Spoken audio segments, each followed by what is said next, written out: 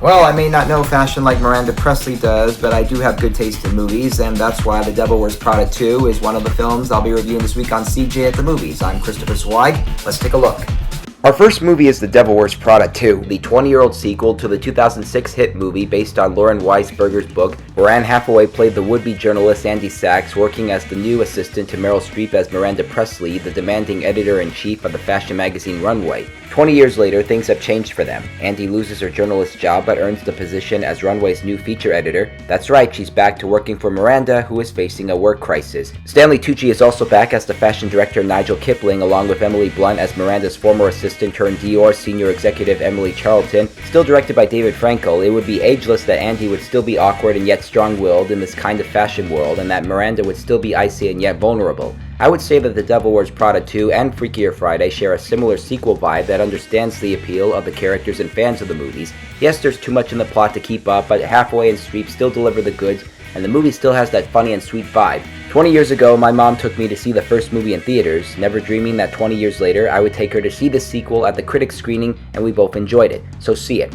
Our next movie is Hokum, a great horror movie starring Adam Scott as a celebrated but hapless writer who travels to Ireland to spread his parents' ashes, never dreaming that the inn he would be staying at would be like a smaller version of the Overlook Hotel. The honeymoon suite has been off limits for quite some time due to a witch residing in it, but when a bartender he was chewing the fat with one night goes missing, he must play detective.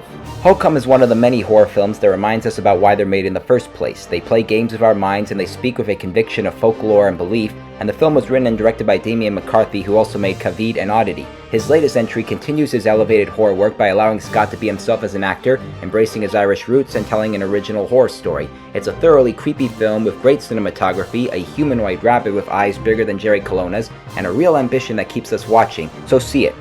Our next movie is Animal Farm, a new animated film version of George Orwell's book that tones down on the violence and tries to be as cute as Charlotte's Web, but doesn't even reach the level of Home on the Range.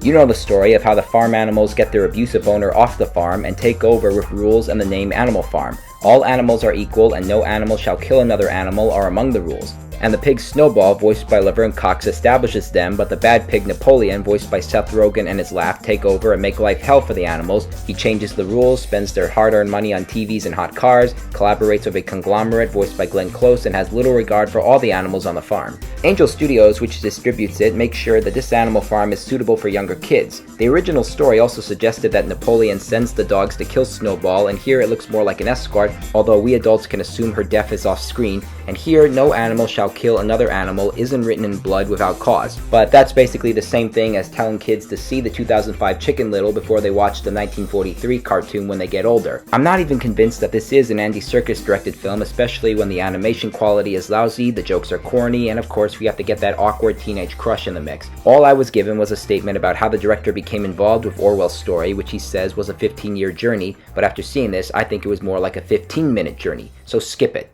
Recapping this week's new movies, thumbs up for The Devil Wears Prada 2, thumbs up for Hokum, and thumbs down for Animal Farm. Well, those are the new movies I'm reviewing this week. I'm Christopher Zweig. Stay safe, and I'll see you at the movies.